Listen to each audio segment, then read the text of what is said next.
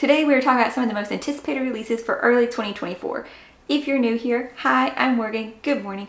I don't do the whole year. I like to break it down into each quarter. That way we can focus more on just what's coming out right now that sounds super interesting.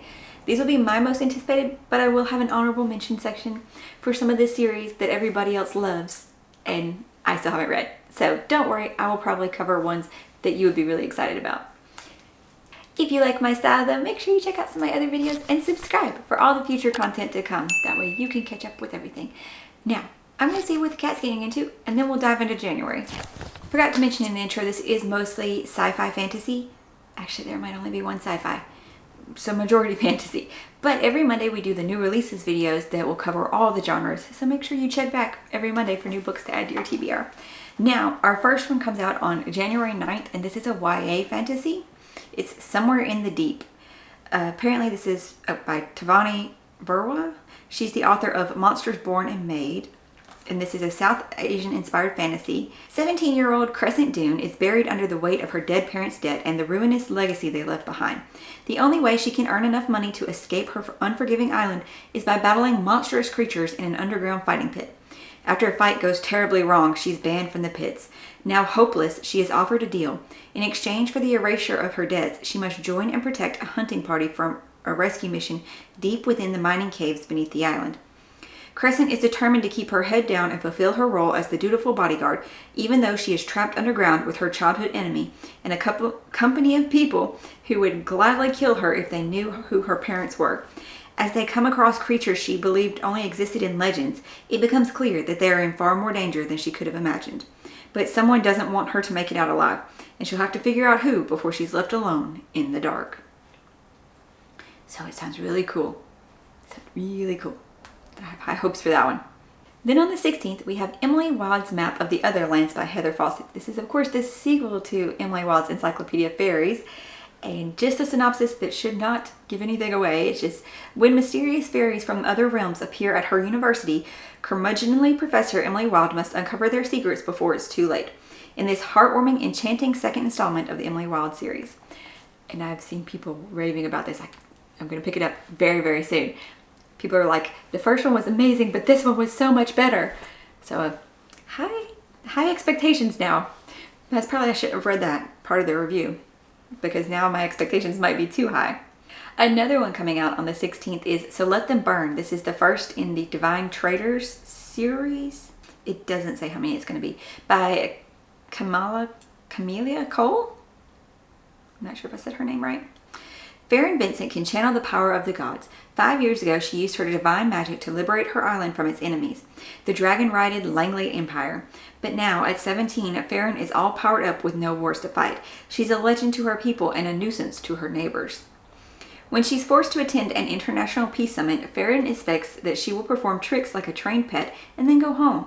She doesn't expect her older sister, Alara, forming an unprecedented bond with an enemy dragon, or the gods claiming the only way to break the bond is to kill her sister. As Farron's desperation to find another solution takes her down a dark path, and Alara discovers the shocking secrets at the heart of the Langley Empire, both must make difficult choices that will shape each other's lives, as well as the fate of their world. So that one sounds like a different spin on things, and just very interesting sounding for sure. Oh, the cover for this one, right? Yes, I'm pretty sure the cover, it already looks like a Fairy Loot cover. Just like, look at it. You should be able to see it now, or already seen it. Yes, it just already looks like that design. So will we see it in a box?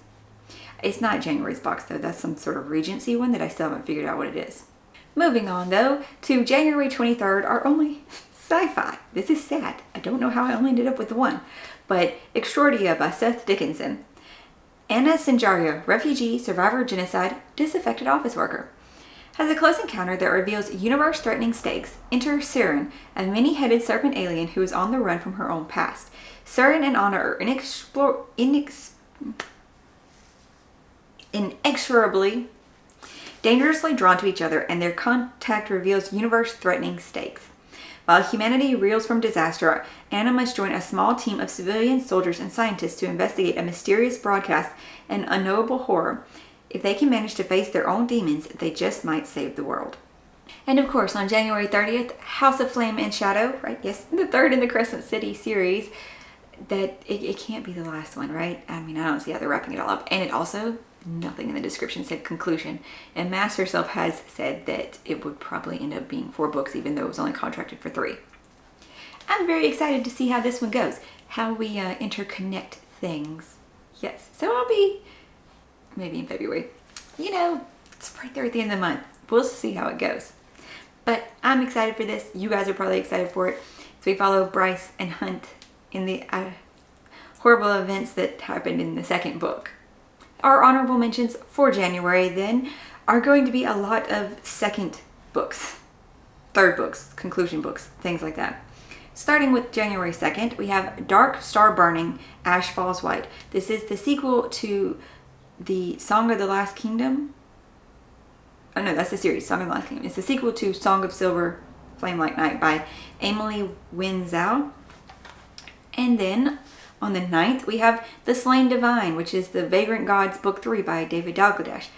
Still haven't gone back to the first book. The covers, oh my gosh, the covers have just gotten better. I do believe this is the conclusion to that series. The conclusion to the Atlas series is The Atlas Complex by Olivia Blake, also coming out on the 9th. On the 16th, we have the next book in the Dark Olympus series by Katie Roberts. It's called Midnight Ruin. This sounds like a throuple situation, by the way. Then on January 23rd, we have Destroy the Day, the conclusion to the Defy the Night trilogy by Bridget Kimmerer. This one is like a female Robin Hood type situation, I do believe. I kind of want to get around to it, but I'm not sure. We'll see how the reaction to the last book goes before. The dog has stopped barking. Really thought the trash truck was here, but that was not the reason he was barking. I don't know. Moving into February though, on February 6th, we're starting with the fantasy The Tainted Cup by Robert Jackson Bennett. He is the author of the Foundry Side series, so I have high hopes for this one too. And also it's supposed to be a Sherlock Holmesian mystery fantasy type thing. It sounds really cool. Can't wait to read it. In Dartinia's greatest mansion, a high imperial officer lies dead, killed to all appearances when a tree erupted from his body. Even here at the Empire's borders, where contagions abound and the blood of the Leviathans works strange magical changes, it's a death both terrifying and impossible. Assigned to investigate is Anna Dolbora, a detective whose reputation for brilliance is matched only by her eccentricities.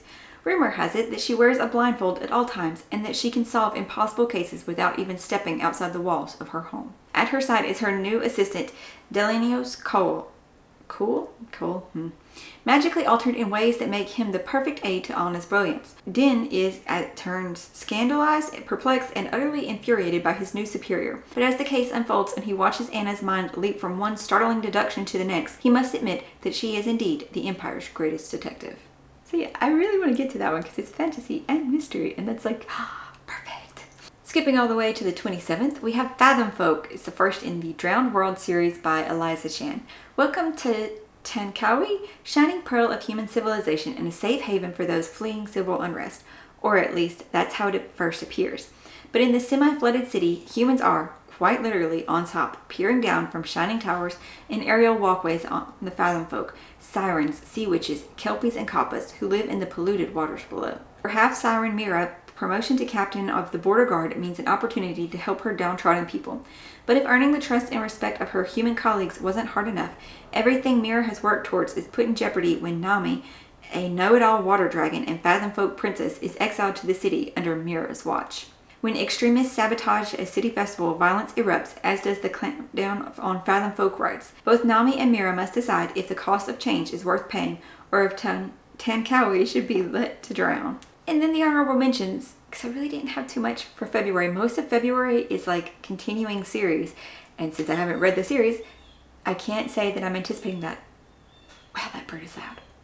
If you're a fan though of Empire of the Wolf by Richard Swan, Trials of Empire, the third novel, and the third and final novel, as it's a trilogy, comes out on February 6th, as well as the third novel in This Woven Kingdom by Tahara Mafi, All This Twisted Glory.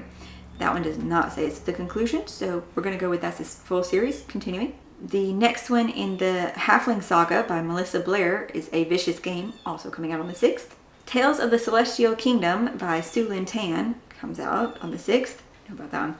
Then on the 13th, the next one in the Gilded Ones series by Nami Forna is going to be the Eternal Ones. Then a novella, What Feasts at Night, is the second, is a novella of the Sworn Soldier following What Moves the Dead by T. Kingfisher. On the 20th, this is one I'm kind of excited about because it is the second in the Seven Faceless Saints duology by M.K. Lobb. I had the first one, I still haven't actually read it, but Disciples of Chaos comes out on the 20th, and since it is a duology, that means they'll have concluded, and then maybe I just read the duology together, maybe. I don't know yet. Okay, then we move into March, and on March 5th, the one that I should probably pre-order soon, is the conclusion to the Stolen Heir duology by Holly Black, and this is Prisoner's Throne. I think this one is going to be more from Oak's perspective. So even though the Stolen Heir, after like thinking back on it, it wasn't as great as like the first series where I would want to, read the Folk of the Air more than once, I still want to read it. I still want to see, like, I need Jude and Carden. I want to see them, and I don't want to see anything happen to them. So, now March 5th, we will find out how that happens. Probably not, because my book won't arrive on release day. It never does. Positivity, Morgan. Also coming out that day, though, is Finley Donovan Rolls the Dice by El Cosmino. This is the fourth one in the Finley Donovan series. Have I read the third one? No, I don't think I did. Did I? Then on March 12th, we have the conclusion to the Hades and Persephone saga by Scarlett St. Clair, A Touch of Chaos. I'm mostly excited about this because the last one was a bit of a letdown. I did not like Persephone much in that last one, so hopefully this will wrap up pretty good. And then on March 18th, probably. Okay, so Amazon shows it as March 18th. Goodreads shows it as February 20th. I think Google shows it as July. We're gonna go with the 18th right now, though, maybe. Is The Ashfire King by Chelsea Abdullah. This is the second in the the Sansi trilogy, so that means it's the sequel to The Starless Thief. On her own website, she just still says coming 2024. Amazon's showing it in March, so fingers crossed we might get this in March, because I'm very excited to see how she has expanded on it and get more into the world. And then our honorable mentions for March. Starting on the 12th, we have two second books in series. Sunbringer by Hannah Craner, which is the sequel to Godkiller. I really want to get to these. Really do. Love their covers too. And if you're a fan of Empire of the Vampire by Jay Kristoff, Empire of the Damned comes out. And then on March 19th is going to be The Weavers of Almaxia. This is the conclusion of the duology by Hadir El-Sabi. The first one being The Daughters of Issachar. I really wanted to get to this one. It is on my script saved list. These are some of the ones that I am excited about coming out next year. I would love to know which ones you are very excited about. And hopefully we will get to these soon to when they're coming out. I know we all have like a huge backlist though of things that have already come out that we haven't read. So that's why we'll see if it happens. I hope you found something awesome on this list though that you want to, look for next year. You're finding something great to read today, and that I will see y'all in the next one. Bye y'all.